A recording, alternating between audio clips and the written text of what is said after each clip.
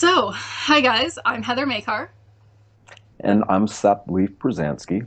and today we want to come to you and talk about fear. What fear is, how to overcome it, what it's in the way of, and how maybe it can potentially serve you, and how you can turn it around to make it a springboard for the rest of whatever decisions you're trying to make. You know, whatever's holding you back, how can you move forward without having to get the fear in the way? So, Seth, what do you think about fear? How do you see fear in our society today? Well, I think really what it comes down to, it's beyond our society. It's become so enmeshed in the human way of perceiving the world. It's like, the more we become consumed by the events taking place in this world and whether it's at a global scale or whether it's just the fears of the people around us or our own fears in regards to health or whatever we're going through, it's become such a pervasive concept, such a pervasive thing in our moment to moment perception that it's really, if we don't keep it in check and really look at it for what it is and what it has the potential to be, it can consume us and take over.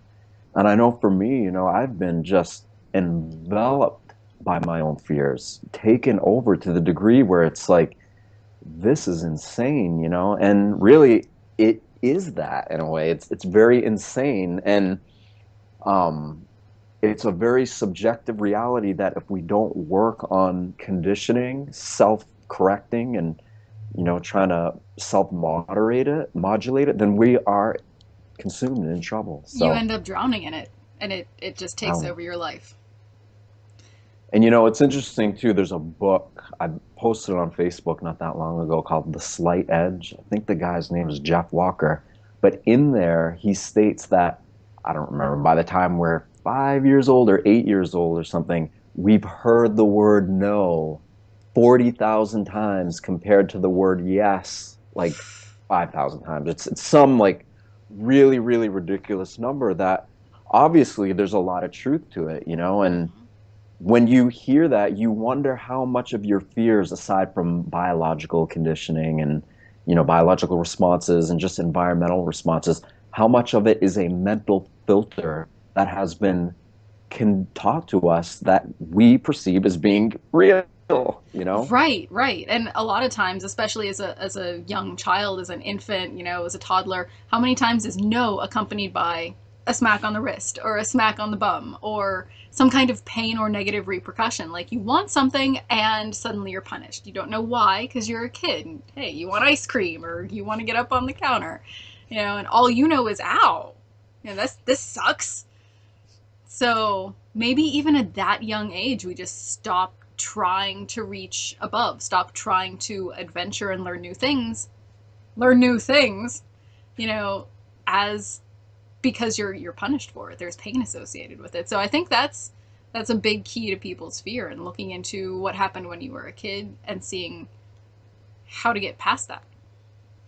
Absolutely. And an interesting thing probably is that a lot of the time, or probably almost all of the time, the people who are telling us no are people who have had that happen to them. It's so ingrained in their beginnings, in their origin story of self, that Mm-hmm. they can't help but project that and subject their offspring, or the other people around them to that very ingrained, conditioned belief system Mm-hmm. that they've been taught, probably by people who also embody the same kind of awareness and mental conditioning. So when you look at that as an individual, if you're not aware of how deep and how many different layers, this stuff all contains, then you don't really know what you're up against or how to overcome it. Right. And on that note, um, parents love their children unconditionally, and I'm not questioning anyone's parenting skills. That's their own business. But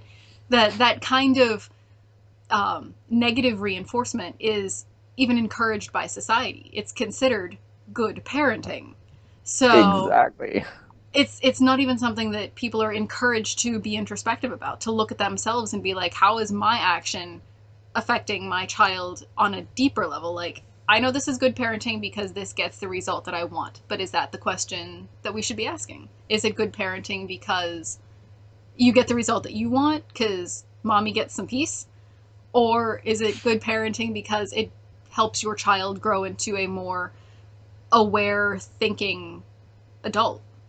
Because I think that's a different perspective. Like, you want your child to grow into a knowledgeable, creative, adventurous, critically thinking adult, not just, I said no and then you're quiet.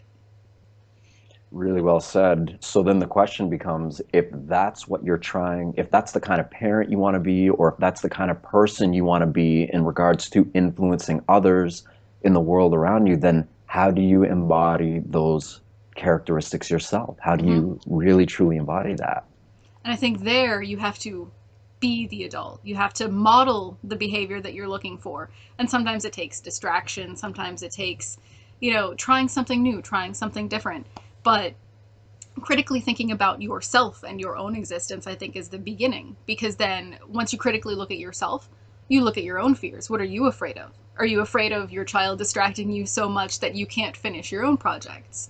Then maybe you say, I have a child and I have projects and I can balance my time and attention in and these ways.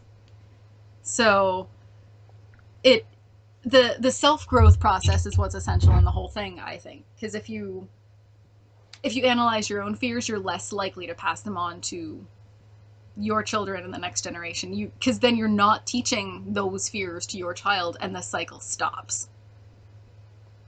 Very, very well said. Absolutely. Yeah. And really, it comes down to, what is going to get somebody to that place? It's more than questioning yourself. It's more than determining. It's like really just facing your fears, and instead of reacting to them, which is what most people will do, they're just so conditioned to respond to their impulsive feelings and desires and behaviors that they're reacting to them, they're not responding. And in responding, we have a choice. But in reacting, we don't. We're just right into it. Mm-hmm. So a lot of it is in, right, facing your fear, calming down, being really rational with yourself. Is this really what I'm afraid of? Or is this just my conditioned reaction to fears that I've been experiencing for many, many years, to the degree that it's all accumulated into just an automatic response? Is it autopilot to me or Yep. not? Yep. And so just coming to the awareness of that and the realization of it often is enough to trigger almost like an empowered healing response. The ability to recognize that you alone have, or, maybe not alone originally, but ultimately you alone have become conditioned by things that you were unaware of. But now that you're more aware, you can form a new response Mm-hmm. to those fears. Yeah, and there's a danger in that too, because once you learn better and once you start doing better, sometimes you can get angry at yourself for your previous actions. You can have a lot of regret, but um, that's not productive either. Because with you act the best you can. Everybody always, and I firmly believe this, everyone always is doing the best that they possibly can with what they have. Um, because that's where you're coming from. When you learn better, you do better, and you didn't have that much information in the past. You didn't have that much knowledge in the past. It's a constant growth. So if you judge yourself a year ago based on what you know now, even I do it. I look back and I'm like, man, last year I was such a child. I didn't know anything. Next year, I'm going to look back at now and say, man, I was such a child. I knew nothing. So it's a constant growth process, and you can't get lost in getting angry at yourself either, because you're doing better. Well, and it's sometimes it's really difficult to not be angry and to not be upset with yourself because that conditioned response is so thoroughly ingrained in you that to overcome it takes work. It It takes a takes a lot lot. of determination, a lot of willpower, and also support. And on a side note, that's a lot of people that I talk to who do want to confront their issues and who do want to get over the things that hold them back. Keep saying, I hear this from everybody, I just wish I was around more like-minded people. I wish I was around those who could support me. And obviously, of course, we all want that. Mm-hmm. Obviously, of course, we want to be around people who can support us bettering ourselves and making the world better. And at the same time, we have to recognize that those people will come up when it comes up, but ultimately, they're not going to do for us what we need to do for ourselves. And it always comes down to you, to me, to the individual Hmm. choosing to take responsibility for their issues on a moment to moment, day to day basis for the rest of our lives. Yep. Yeah. Owning where you've been, where you are now, and where you want to go. You know, the people that you need to come into your life, they will. I mean, just have a little bit of faith that when you need the support will be there. And don't be afraid to get the support either. Like if you have to go looking, if you have to ask a friend, or even if some random person starts a weird conversation with you, maybe actually have that weird conversation and don't be like, don't talk to me. Be a little bit more open because I think that's a place for progress. Absolutely. And also not to get hung up on, oh, if I just had the right people in my life, I would be better. You need one right person in your life, and that's yourself. But like you said, it's important that if you need encouragement or you need that by seeking it out, it's true. You can find people or situations or groups or whatever who will inspire you Mm-hmm. to do that. But again, they're not, don't get hung up on that either because they're just not going to do for you. Ultimately, they're not going to do for you what you need to do for yourself. Yep, they can And what you support need you. to do for yourself is take responsibility for the way you perceive the world, for your conditioned reactions to the world, and then just observe. Observe yourself, observe what you do, and then try to form a new behavior, a new way of perceiving things. And while it's definitely a little bit of an uphill battle at first, it's one that gets easier with, well, maybe not every step, but it gets easier the more steps you take. Eventually, you It becomes easier to make the choice to take the steps. exactly. Yeah. Because once you're on the path, you can't get off. Like you can, but it sucks. It sucks really bad actually because the more conscious, not to use all these new age buzzwords and spiritual buzzwords, but the more aware, the more self-aware you become, the more open and honest you are with yourself, the more you recognize that if you are to take steps back and digress from that truth, that ability to be honest with yourself, then yeah, you may, you may relax in the temporary mire of your own dysfunction, but ultimately you're going to want to climb out of that because you know it's not serving you, it's not improving your life. Mm-hmm. And so you just, once you start on it, you really can't turn back or you Yeah. suffer. It it's one of those things that in your soul it feels like a mistake. Like you might feel indulgent and gleeful for a minute, but then you're like, I need to not be doing this. This feels wrong. And then it you push yourself. Like at that point you push yourself because you don't give yourself a choice. And at this point I can virtually hear half of our listeners going, "But what if? But what if this situation? But what if that situation?"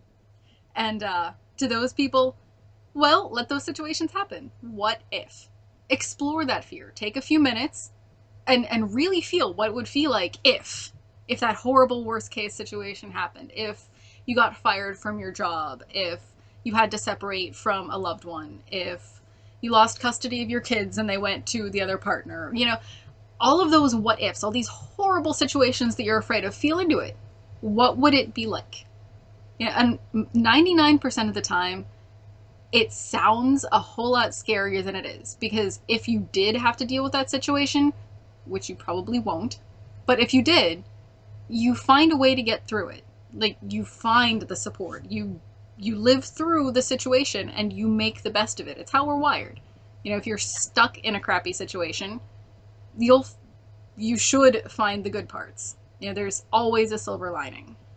There's always a silver lining. Also, too, some people say, well, what about in other parts of the world where there's terrible things going on and suffering and this and that? And well, it's like, you know what? Then maybe if you're in that mindset of like, well, why do I deserve to be happy? Or why do I, when there's so much going on, look at that. Look at the contrast. Viktor Frankl wrote a book, Man's Search for Meaning, it's called. It's just a short little book, and it's about the Holocaust and what the Jewish people went through. And his writings were a first-hand account of being in that and going through it. And it's like, you want to talk about going through some serious hell, hell. And the way most people dealt with it is very much the same way that most people deal with the moderate or lighter things in their life. Hmm. And so a lot of people would deal with this the same exact way of just, oh, and yeah, of course it's terrible. But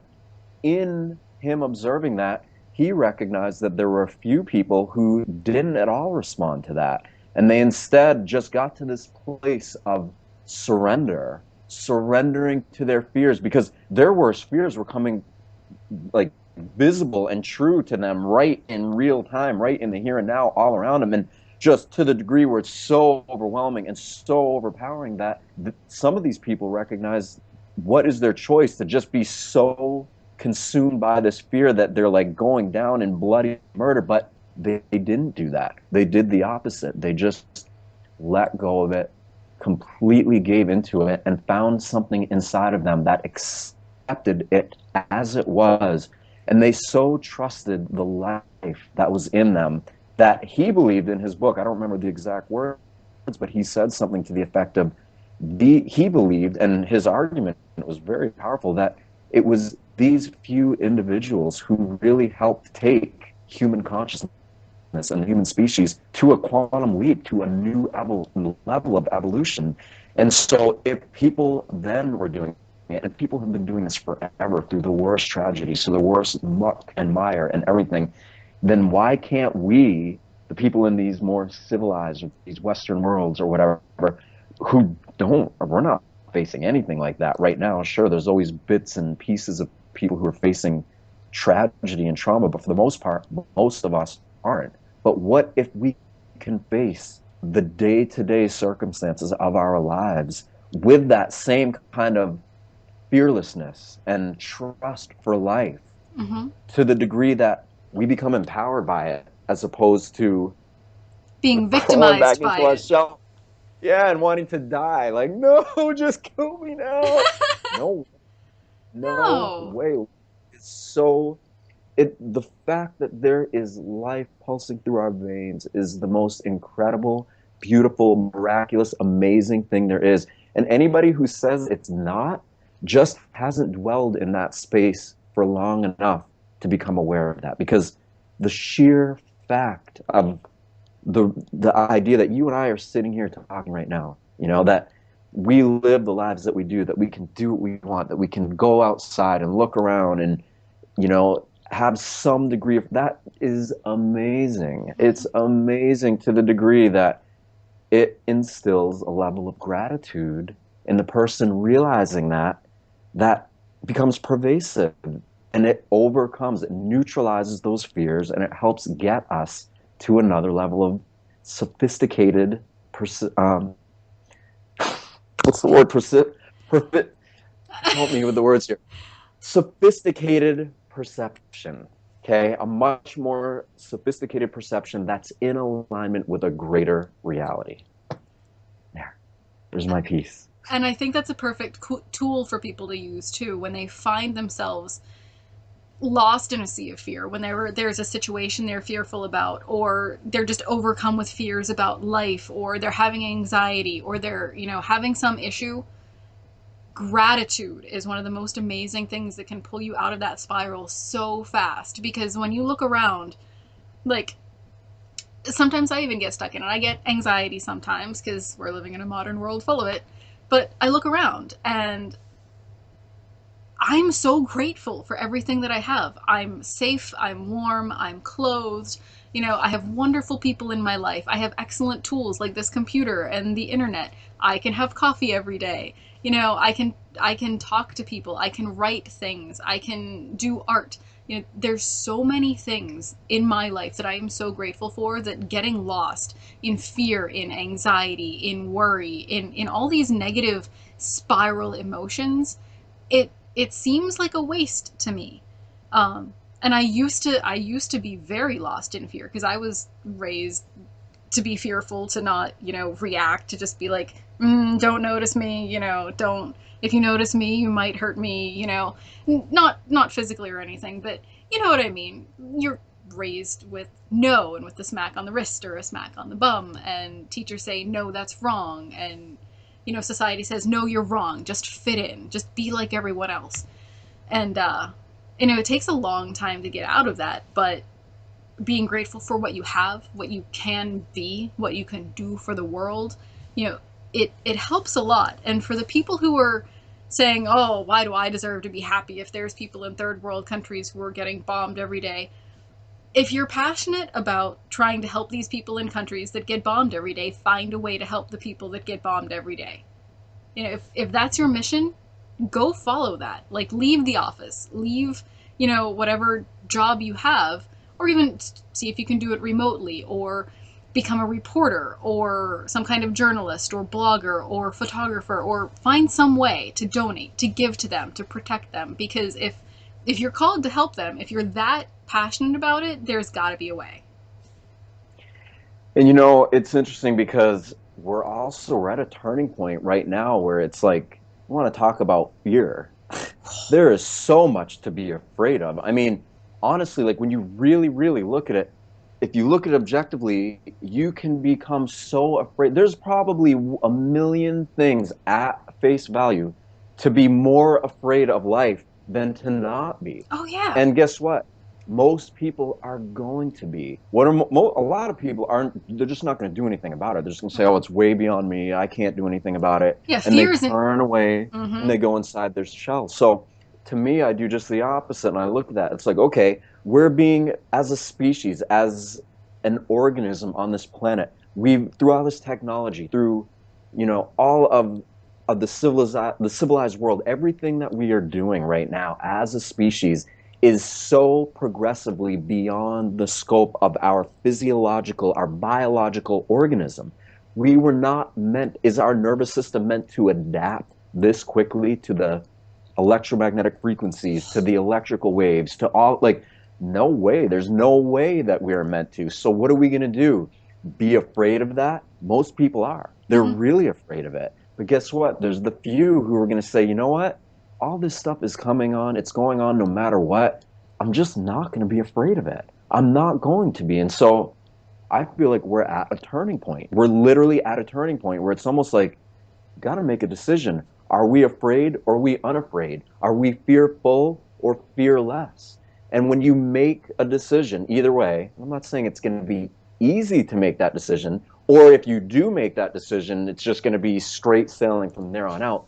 But if you make the choice to be fearless and commit to it, no matter how fearful that may be, no matter how much fright that invokes in you, just upon making that choice, and no matter what obstacles are in front of you as a result of choosing to face life head on, then you will get to a point where you're not as afraid and you're not as fearful, and you can live with the strength that comes from making that choice. Yeah, even just making the decision can make life a lot easier, because if, like, the constant worry, the constant questioning, it's a distraction. It's just buzzing in your mind. Once you make a decision, your brain recognizes that you've made a decision and it stops. Once you say, I am not afraid, I will not be afraid, I am fearless, I'm going to move forward with my life and make progress. That Absolutely, because it you're becomes just unconditional. that, yeah, you're making a choice that literally enforces it in you, it Hmm. reinforces that in you. And just that choice alone makes you stronger. It By becomes your avoiding mindset. it, comes your mindset. Becomes your mindset. By avoiding it, then what do you do?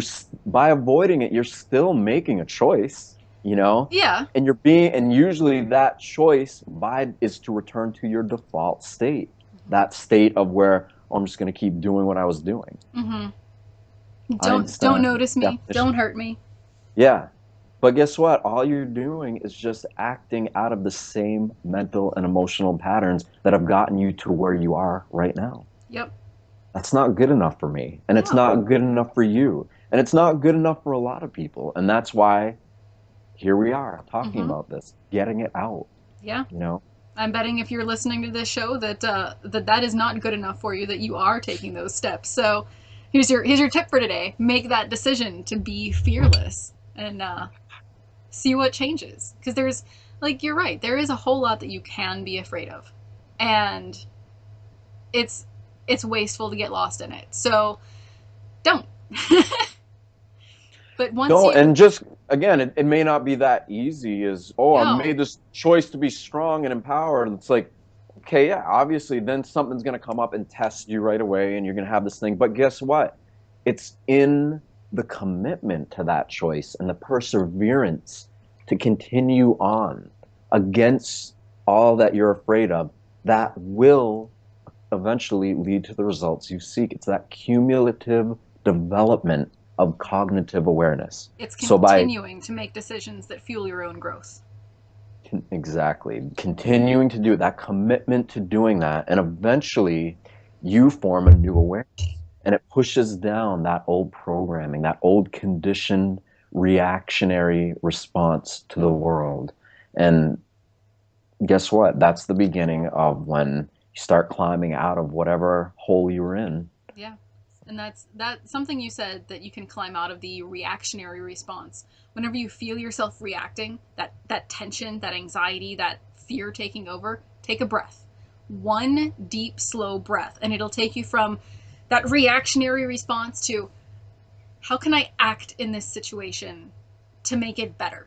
To make it better for everyone involved, to make it a better situation. How can I bring progress to this instead of just reacting and fighting?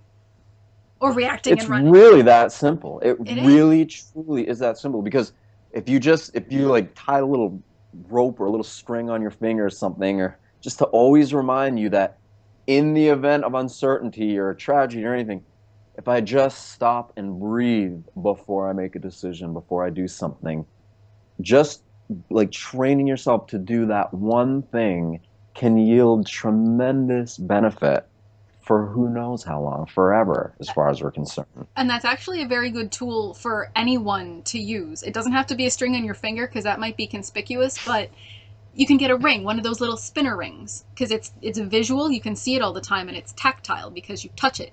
So a ring, I used to wear a hairband on my wrist because I could feel it all the time, and it reminded me to be mindful, because I would get lost in anxiety and worry and, just situational reactions, and I could feel it. I could see it if I looked at my wrist. I could feel it all the time. Like, be mindful.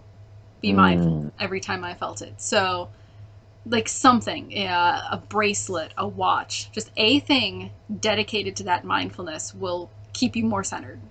And that's great because that's like a physical thing, but there's Mm-hmm. also other things like a great, like you and I are both writers. We write a lot. So a really good mental technique that you can do is just make the commitment to write that down, in the morning and in the night. A simple sentence done every day.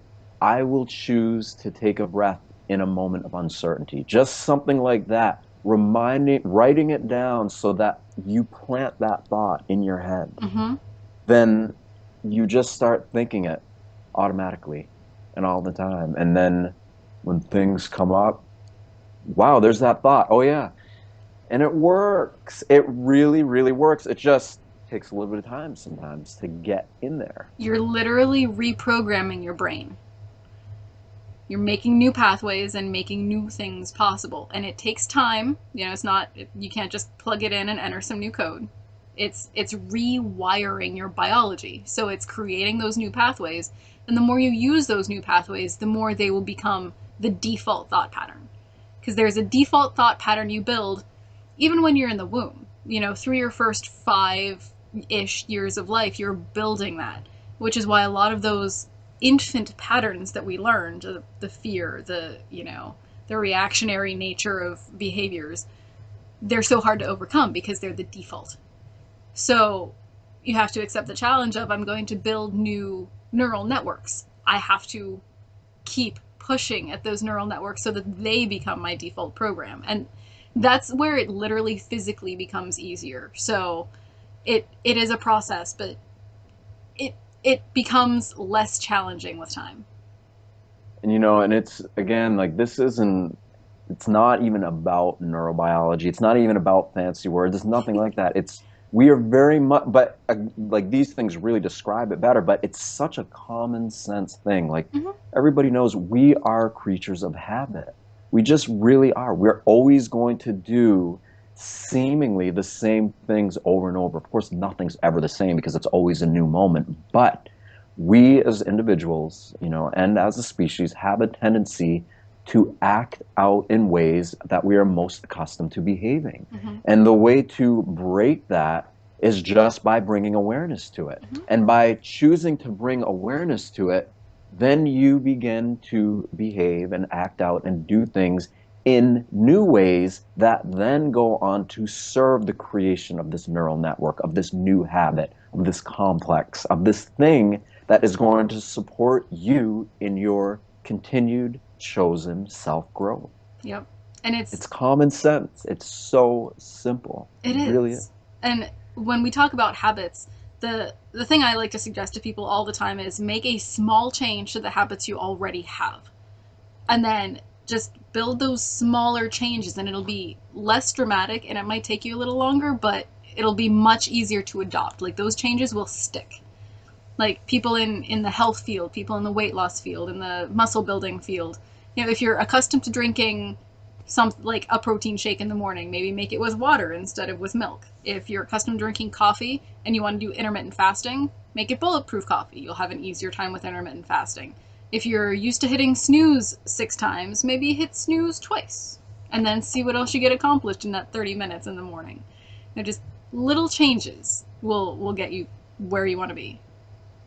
Yeah, because those little changes get you into a habit of actually facing things and making changes, which eventually leads to making bigger changes. It's cumulative. It was like we were saying before, it's a cumulative effect. Yep. And then you'll look back where you were a year ago and you'll say, wow, I have learned so much. And it's converting that knowledge into wisdom. That's what the process does. Like by choosing to apply the knowledge, this common sense stuff that we're suggesting, it eventually becomes a chosen form of learned behavior. And then that automatically gets converted into wisdom. People around you recognize, they're like, oh, you're doing something different. You are different. How did you get to be like that? How are you so shiny? How are you so happy? And then this is it.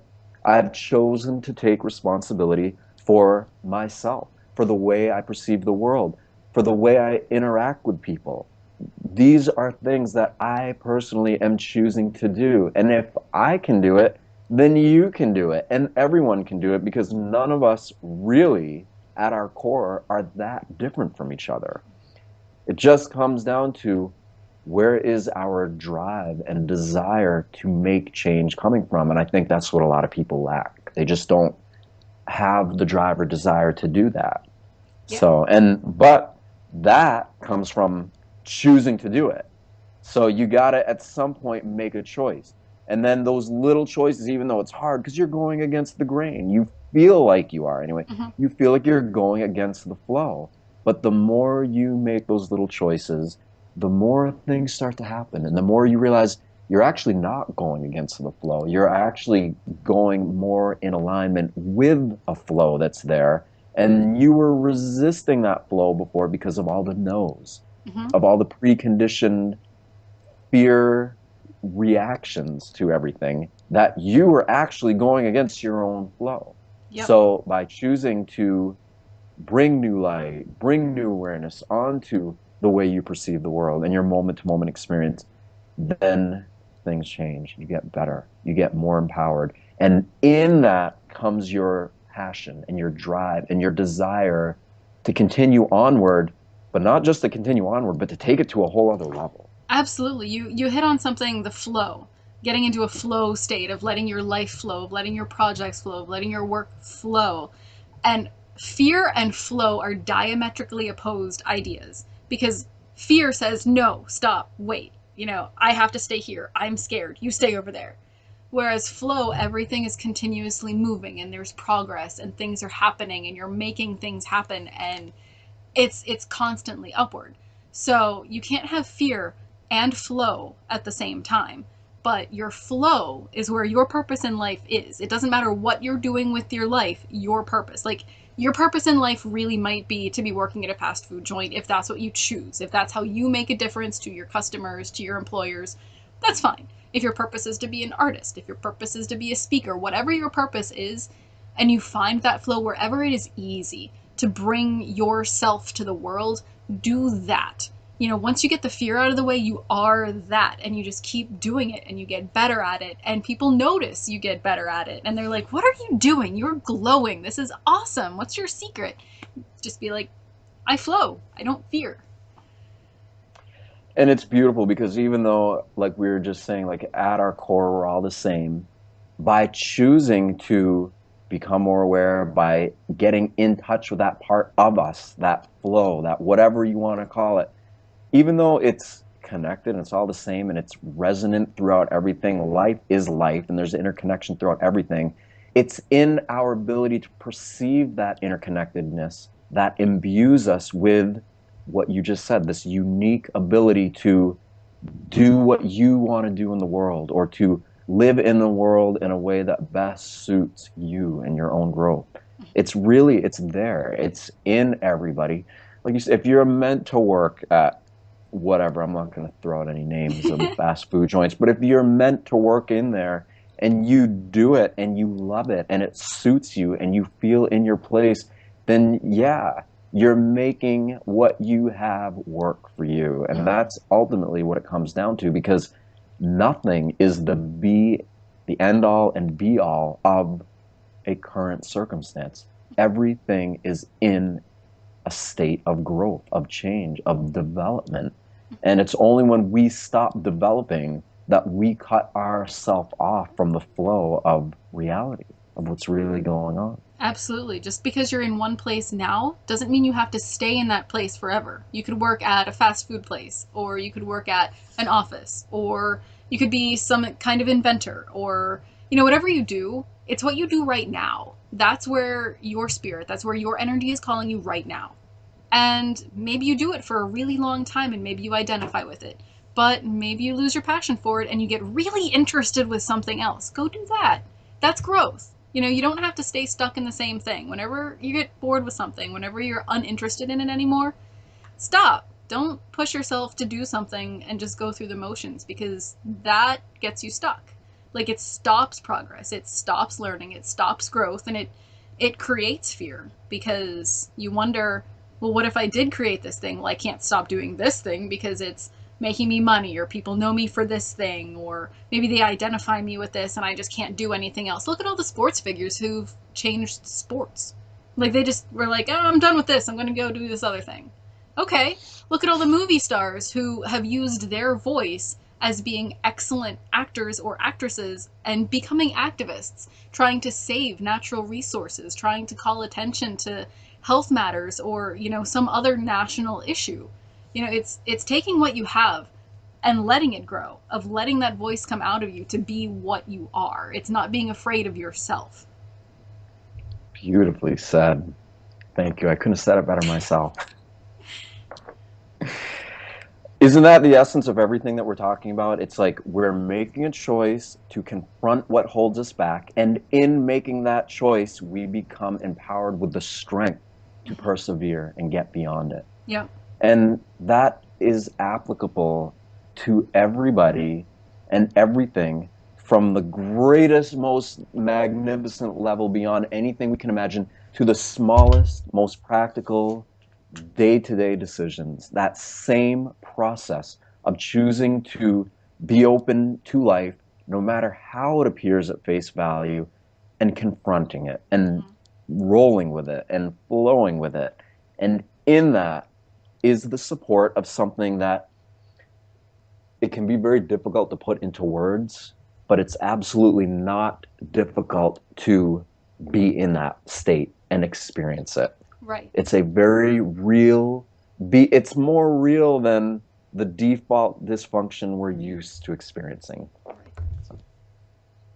And one thing that people get a lot of times is a fear of confrontation or a fear of criticism or people saying, You're weird. This is dumb. Why are you doing this? You know, the just people saying, why don't you just do something normal? Why aren't you a regular person? And in the beginning, that's hard to overcome. It really is, because you're so conditioned at that point. But once you keep going through with, I feel good about this, of I created this amazing piece of art, or I comprehensively put all of this data for my company together, or I served the best burgers today and I made my customers smile. Whatever that thing is that you do, that you love doing, don't be ashamed of it. Be like, yeah, I did this great thing. Why do you have a problem with the fact that I did this great thing? And maybe you just don't need those people in your life. Or maybe you shine your light so bright that they're like, you're doing amazing at this thing that you're doing. Maybe I shouldn't be afraid to do this thing that I want to do. Because See that's what something you we get. just suggested. That's a whole other talk we could get Oh, I into. know.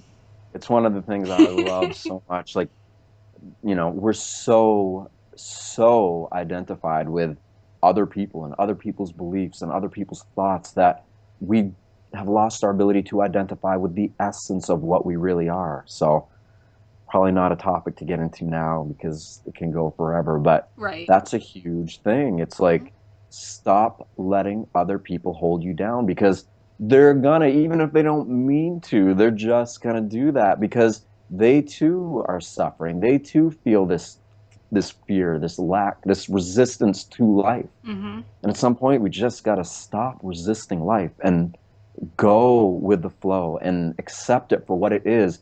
And we just not only we just might, not only we just might, but we absolutely will find that in doing that is something on the other side that far exceeds our wildest imagination and expectations, and something that really helps guide us and to live a life that we want to live.